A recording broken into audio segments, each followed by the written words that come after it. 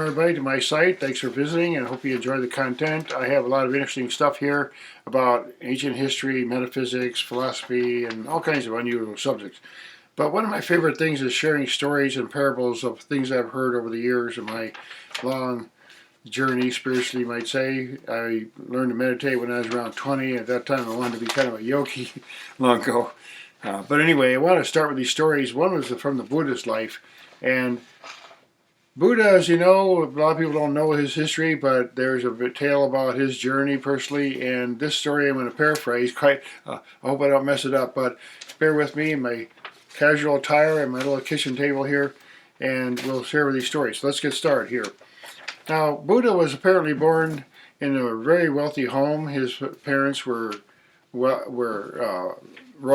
His dad was a king, and when the tradition was that when a child was born, you take it to the guru and you do the chart for the birth chart and so on, and you ask the guru, okay, well, what is the destiny of my child here?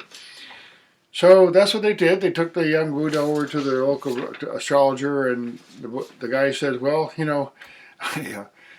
he's either going to be a great king and emperor like yourself, sir, or he's going to renounce the world and become a monk.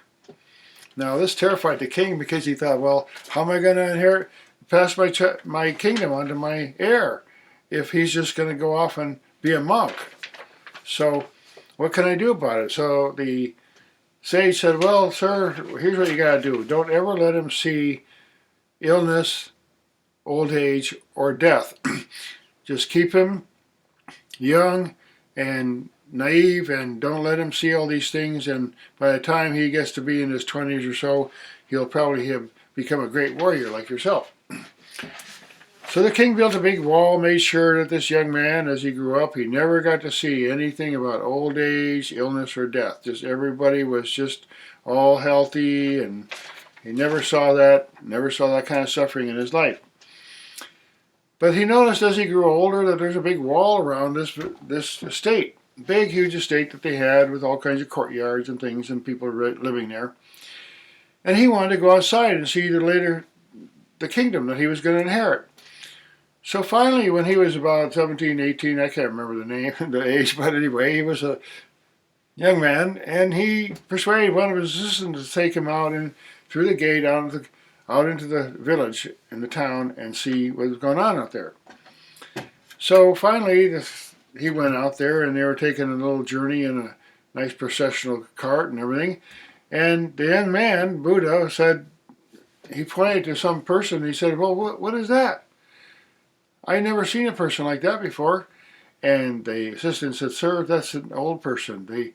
They get old, they start getting wrinkled, and they get a little decrepit, and they can't walk very well, and that's what happens. And Buddha says, well, will that happen to me? And the sage says, sure, it happens to everybody. We get old, and that's what happens. It'll happen to you someday for sure. So that kind of disturbed Buddha, and then they went on their way, and they finally saw somebody who was very ill on the side of the road. And Buddha again asked his assistant, what's going on with that guy? Look, he's very sick. He doesn't even walk right. He's not healthy. So the assistant said, well, sir, sometimes people get sick. There's diseases out there, and people have accidents, and that's what happens. Their body doesn't function as well anymore, and they get ill. And Buddha said, well, can that happen to me? And sure enough, the assistant said, yes, sir, it could happen to you. You could have an accident. Definitely can happen to you.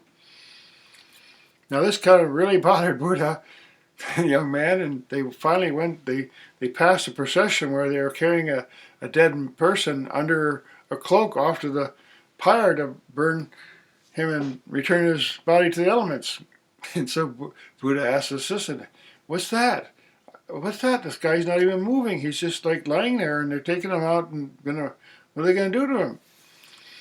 And the assistant said, sir, we all get old and die, and someday you'll be like that, and they'll take you for your body also to burn you on the funeral pile to return your body to the elements. So finally, Buddha was like so shaken by this whole experience. This is the story as it goes. He went back to his father's kingdom, and he just told his father, well, sorry, I'm renouncing the world.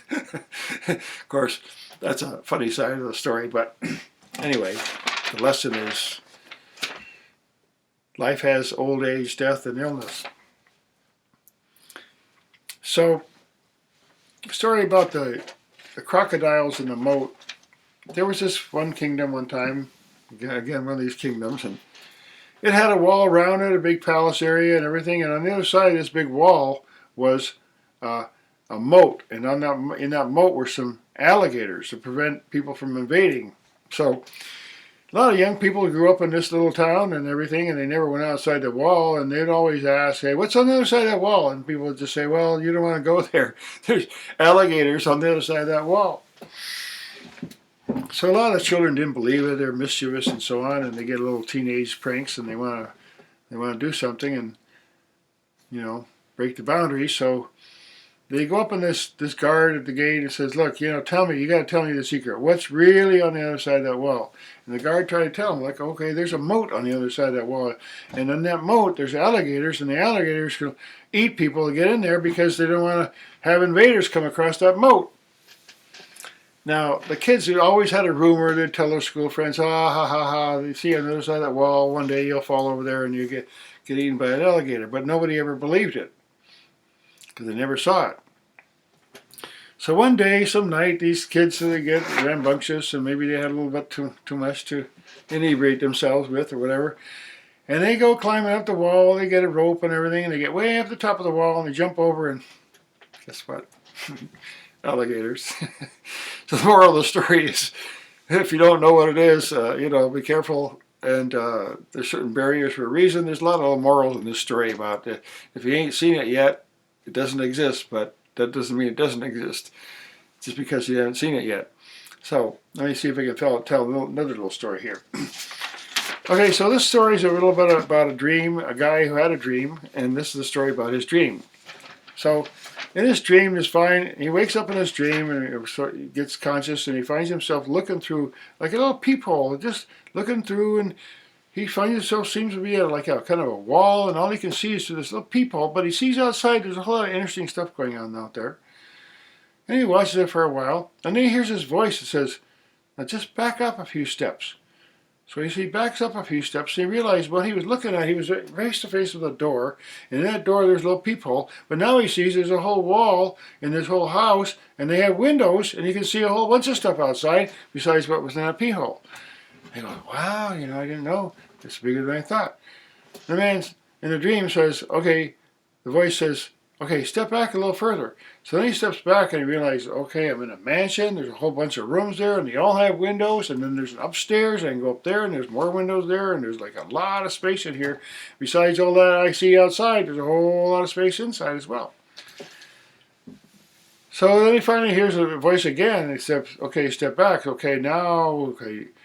He realized that this house is a huge house, and then it's in a big town, and the town's in a big city, and the city's in a big country, and on it goes. And you realize, okay, the bigger universe, the whole moral of the story is, first we seem to look at life through a little peephole, and then we step back a little bit and realize, well, that we have our own internal dimension, a huge internal dimension that is vast and includes all that we've seen and what we saw through the peephole, but also includes the inner dimension. So that's a little more of that little story, the dream.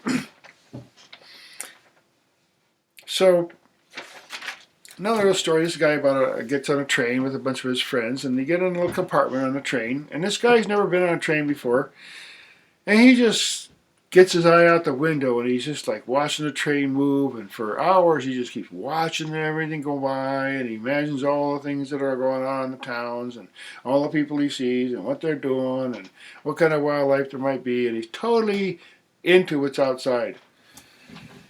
Well, time goes by, and he starts to get really hungry, and he turns around, and he says, man, aren't you guys hungry?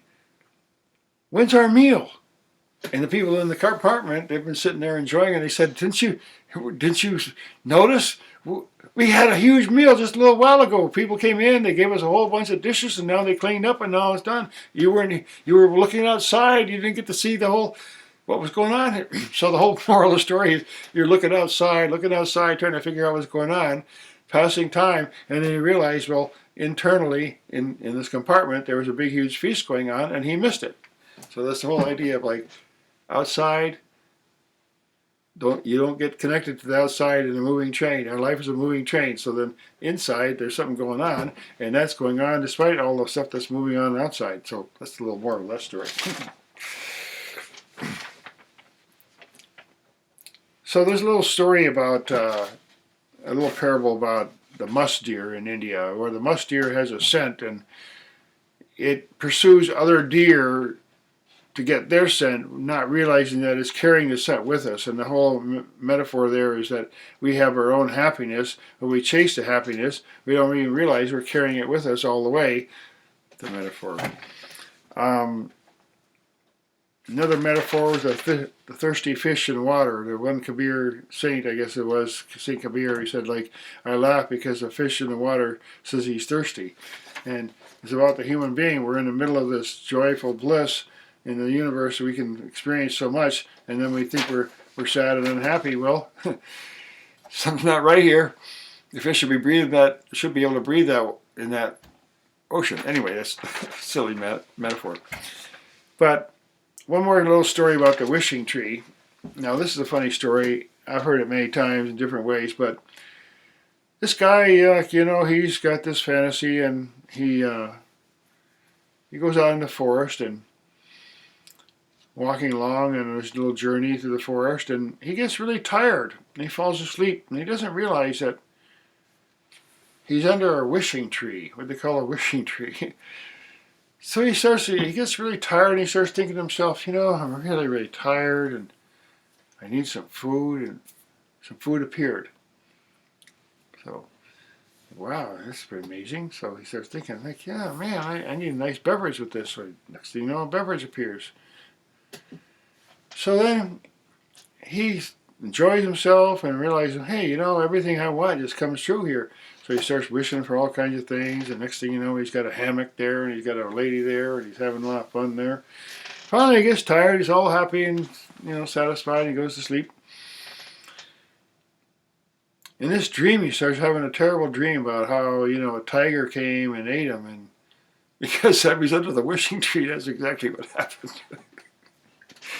So the point is, control your mind and be careful what you wish for. A little parable.